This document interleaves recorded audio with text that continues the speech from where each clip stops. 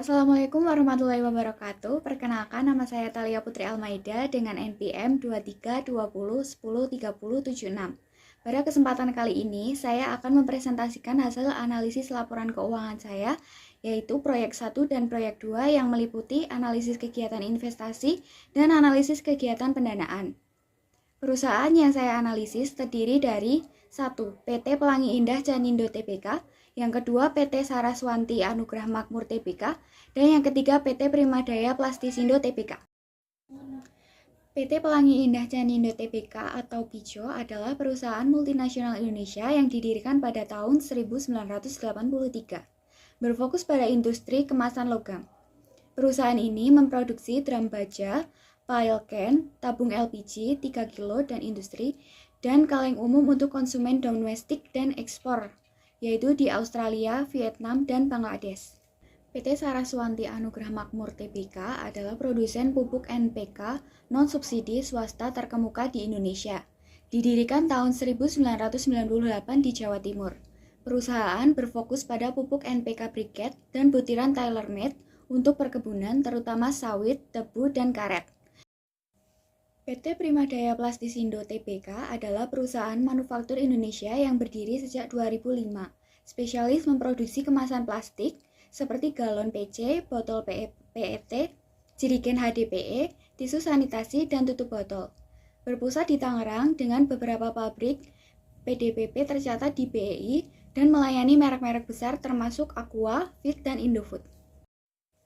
Pertama, dari sisi aktivitas operasional, PT PICO dan PT SAMF mengalami peningkatan yang cukup signifikan.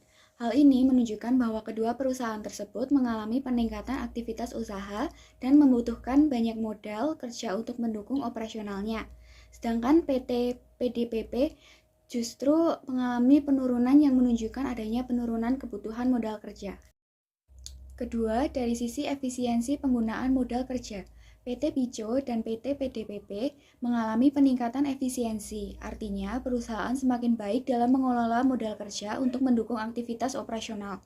Namun pada PT SAMF, nilai rasio yang sangat tinggi menunjukkan adanya kemungkinan perbedaan metode pencatatan atau karakteristik usaha yang berbeda.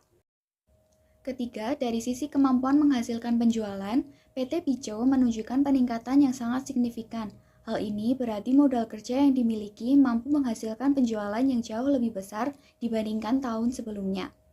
PT PDPP juga mengalami peningkatan sedangkan PT SAMF mengalami penurunan yang mengindikasikan adanya perlambatan dalam menghasilkan penjualan.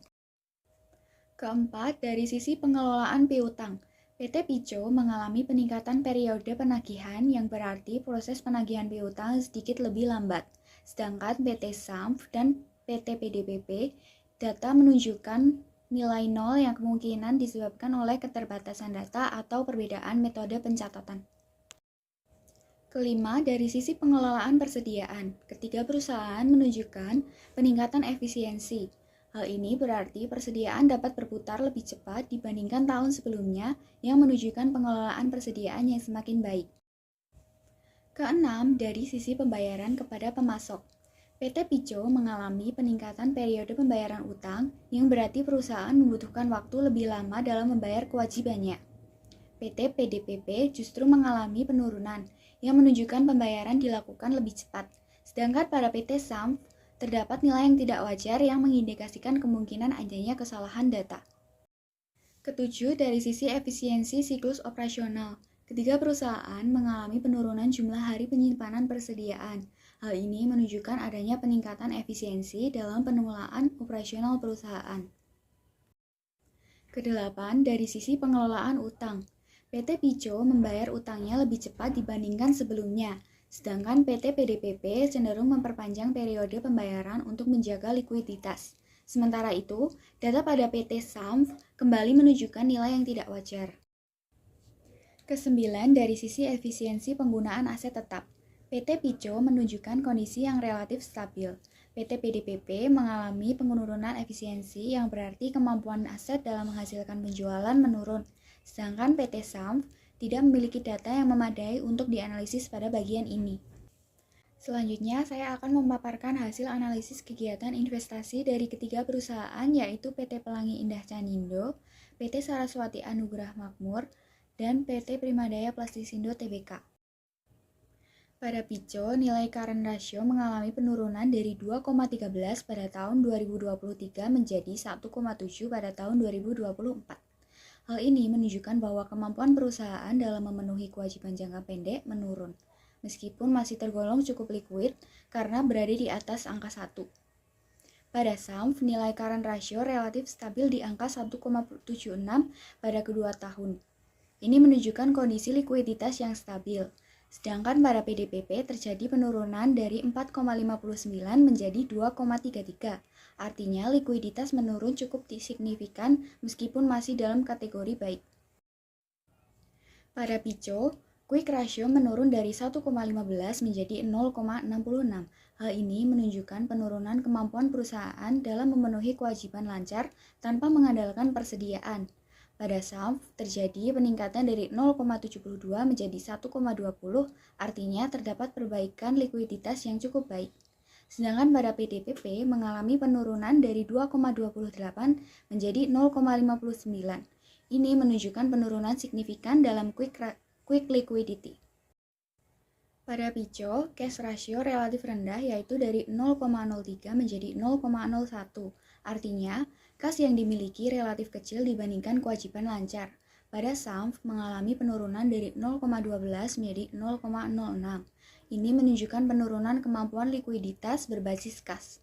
Sedangkan pada PDPP turun dari 0,22 menjadi 0,06. Hal ini menunjukkan kemampuan memenuhi kewajiban jangka pendek dengan arus kas semakin menurun.